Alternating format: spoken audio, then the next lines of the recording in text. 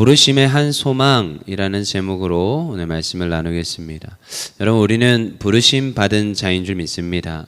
근데 무엇을 위해서 부르심을 받았는지를 알아야 됩니다. 그래서 많은 교회들이 이제 부르심이 좀 제각각이고 다릅니다.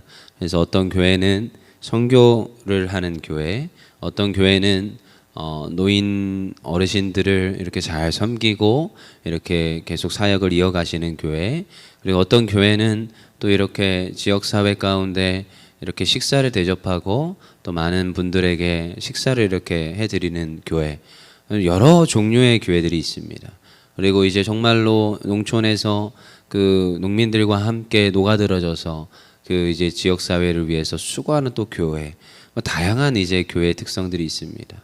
그래서 저도 지금까지 이제 신학을 하고 사역을 하면서도 그거에 대해서 이제 정리를 하고 저도 고민을 했던 시간들이 있었습니다. 나는 어떤 목회를 해야 될까? 하나님, 나는 무엇을 위해서 저를 불러주셨습니까? 라는 질문을 많이 했습니다. 그래서 한편으로는 선교를 나가자 해서 중국 선교를 준비했던 적도 있었고, 그러면서 선교단체에 있다가 다시 나와서 이제 목회를 해야겠다 해서 다시 이제 그 MDB 과정으로 들어갔던 기억이 있어요. 그래서 여러분, 부르심이 있습니다. 근데 이 부르심은 사람마다 다릅니다. 똑같을 수 없습니다. 그래서 한 청년이 와서 질문을 하더라고요. 하나님께서 뭐 십자가를 지고 자기의 십자가를 지고 따르라고 하셨는데 그 십자가 질라면 자기가 가지고 있고 매여 있던 모든 것들을 다 이렇게 훌훌 털어야 되는 거냐고. 그게 이제 마음의 어려움이라는 거죠. 여러분, 근데 십자가는 다릅니다. 사람마다. 부르심이 조금씩 다릅니다. 사명이 다릅니다. 물론 이제 에베소서 4장을 보면서 부르심의 한 소망이 무엇인지는 알아야 되겠지만, 근데 그 사명들이 좀 다릅니다. 그래서 저 사람이 저렇게 한다고 나도 꼭 저렇게 할 필요가 없습니다.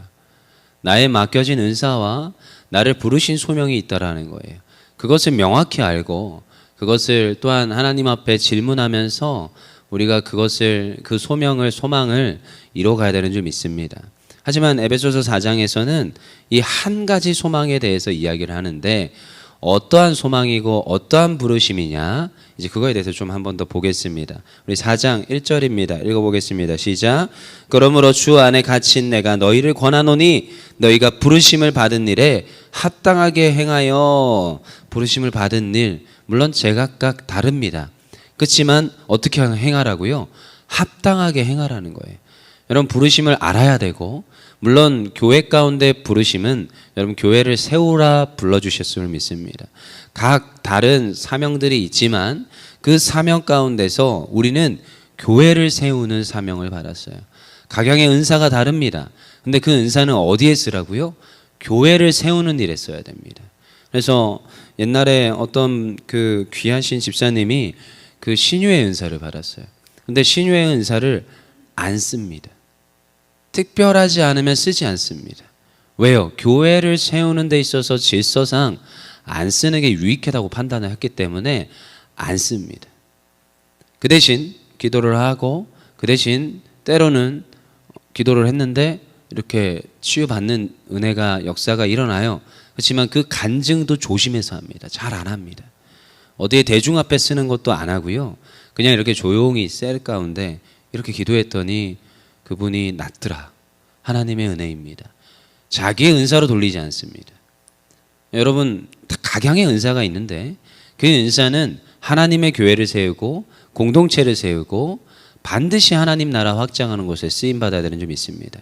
이게 조금 역전돼서 나를 세우고 내 이름이 나고 그리고 교회의 질서가 어그러지고 하는 그런 형태가 된다면, 여러분, 우리는 굉장히 성경적으로 돌아보아 반성하고 하나님 앞에 다시 무릎 꿇어야 되는 줄 믿습니다. 그래서 부르심을 받은 일에 어떻게 하라고요? 합당하게 행하라는 거예요. 합당하게. 여러분, 저도 부교육자지요. 여러분, 부교육자의 또 부르심이 또 따로 있고요. 담임 목사의 부르심이 또 따로 있습니다. 그래서 어제도 저도 그 목사 안수 이제 식이 있어서 이제 저랑 같이 공부했던 친구인데 제 목사 안수 때 왔던 친구예요. 와서 너 와서 사진 좀 찍어라 했더니 알았어 하고 와서 아침부터 저녁까지 사진 열심히 찍었던. 근데 저희 노예랑 그 목사 한수랑 같이 하거든요. 그러니까 노예 때부터 사진 찍게 해가지고 열심히 찍었던 친구인데, 또 이제 목사 한수 받는다는데 안 갈 수는 없잖아요. 또 멀리 갔다 왔어요. 은평구까지 가가지고 또 이제 축하해주고 왔는데, 거기에서 이제 목사 한수식을 하는데 저도 또 감동이 있더라고요. 아, 그렇구나. 하나님께서 목사로 세우셨구나. 하나님께서 불러주셨구나. 라는 생각을 또 한 번 더 하고 왔습니다. 근데 여러분, 또 부교육자와 담임 목사의 또 부르심이 또 틀리죠. 교회 가운데 질서가 있고 그 위치에 합당한 어떤 역할들을 해야 되고, 하나님 맡겨주신 소명과 사명이 조금씩 다릅니다. 그래서 거기에서 그 맞게 어떻게 하라고요? 합당하게 행하라는 거예요. 합당하게. 이 합당함을 벗어나면 여러분, 하나님께서 기뻐하지 않습니다. 그래서 항상 합당하게 어떻게 행할 것인가를 하나님 앞에 질문해야 됩니다. 질문. 저도 이것 때문에 많이 질문했습니다. 하나님, 어떻게 해야 됩니까? 교회에서 이 질서를, 저도 어릴 때부터 교회에서 자라났다고 하는데도 이걸 배우고 알게 되는 그 시간들이요, 오래 걸렸습니다. 그래서 우리는 고민해보고 기도하면서 나아가야 되는 점 있습니다. 근데 여러분, 그걸 내가 할 수가 없어요. 어떻게 하라고요? 2절 3절 한번 읽어보겠습니다. 시작. 모든 겸손과 온유로 하고 오래 참음으로 사랑 가운데서 서로 용납하고 평안에 매는 줄로 성령이 하나 되게 하신 것을 힘써 지키라. 여러분, 교회 안에서 정말로 교회를 세워야 되고 합당하게 행해야 되는데, 그건 나의 힘으로 되지 않습니다. 여러분, 인간은 얼마나 연약한지, 여러분, 여기에서 참 이 나오는 온유와 오래 참음, 여러분, 이게 쉬운 말이 아닙니다. 오래 참음은 우리 성령의 열매지요. 성령의 열매, 우리 지난번에 봤던 갈라디아서 5장 22절에부터 시작하는 오직 성령의 열매는 사랑과 희락과 화평과 오래 참음과 자비와 양성과 충성과 온유와 절제니 이 같은 것을 금지할 법이 없느니라. 뭐라고요? 오래 참음이래요. 여러분, 근데 이 오래 참음은 성령의 열매입니다. 여러분, 이게 쉽게 되지 않습니다. 날마다 하나님 앞에 구함으로 위에 있는 1절에 주 안에서 갇힌 내가 성령 안에 거할 때 성령의 열매를 맺어가는 우리의 삶이 됩니다. 여러분, 이 성령의 열매는 쉽게 맺어지지 않습니다. 우리의 인품이 바뀌어야 되고요, 성품이 바뀌어야 되고요. 날마다, 그래서 아침마다 하나님 기도함으로 하나님, 저희를 도와주세요. 우리의 힘으로 할 수 없습니다. 오늘도 성령님께서 저로 하여금 하나 되게 하시는 온유와 오래 참음을 이루게 하소서. 특별히 사랑 가운데서 용납하게 하소서. 여러분, 교회 안에서는 사랑 안에서 이루어져야 되는 점 있습니다. 성령의 열매에서 제일 먼저 나오는 게 사랑. 여러분, 이 사랑이 너무 중요합니다.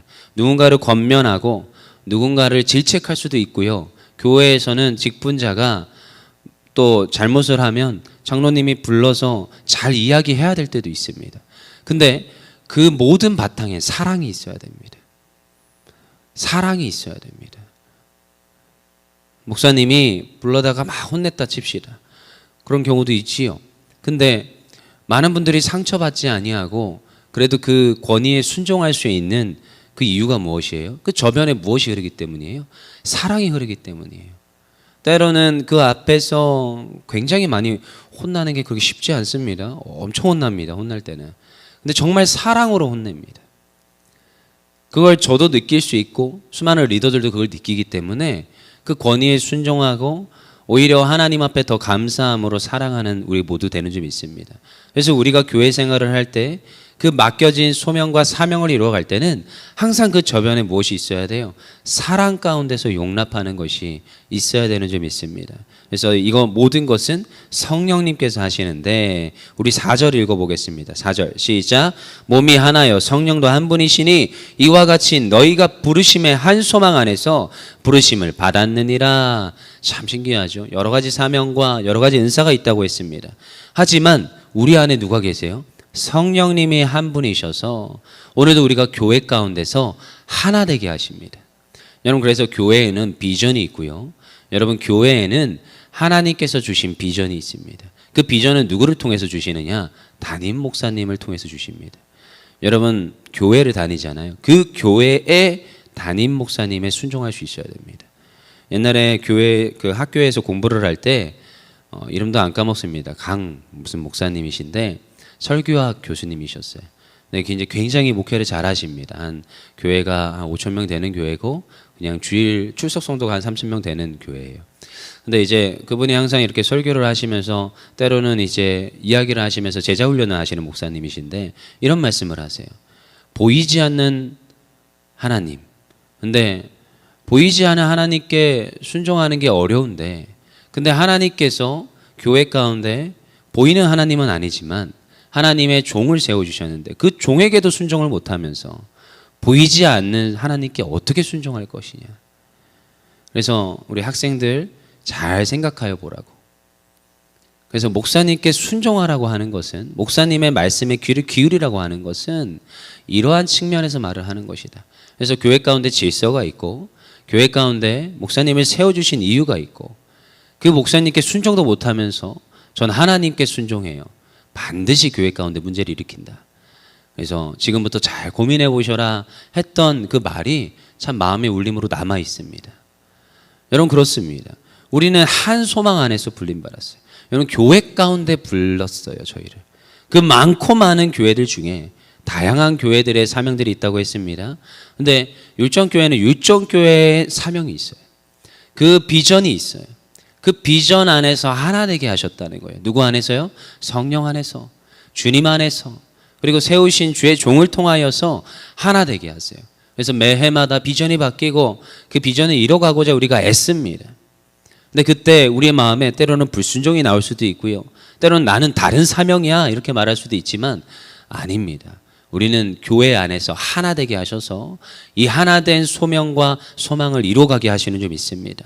그것을 오늘도 확신하며 하나님께서 날 이곳에 보내신 목적과 이유를 분명히 분별하여 애써서 달려가는 우리 모두 되어야 될 줄 믿습니다. 그래서 오전에도 주도 한 분이시요 믿음도 하나요 세례도 하나요 자꾸 하나 되게 하셨다는 거예요. 여러분 제가 공동체 사역들을 꽤 많이 합니다. 부서 사역도 하고 그리고 때로는 공동체에 들어가기도 하고 팀 사역에 들어가기도 합니다. 근데 제가 늘 강조하는 말이 있습니다. 한 마음 한 뜻. 여러분 실력이 뛰어난 팀원은 때로는 팀을 어그러뜨리고 공동체를 무너뜨립니다. 혼자만 개인이 뛰어나 버리면. 근데 공동체 안에서는 하나 돼야 됩니다. 마음을 같이 해야 됩니다. 그래서 제가 꼭 넣는 기도 제목입니다. 같은 말, 같은 마음. 하나님께서 같은 말로 같은 마음으로 하나 되게 하시는 것. 다 제각각입니다. 근데 기도로 하나 되게 하는 거예요. 그래서 저는 먼저 기도로 시작합니다.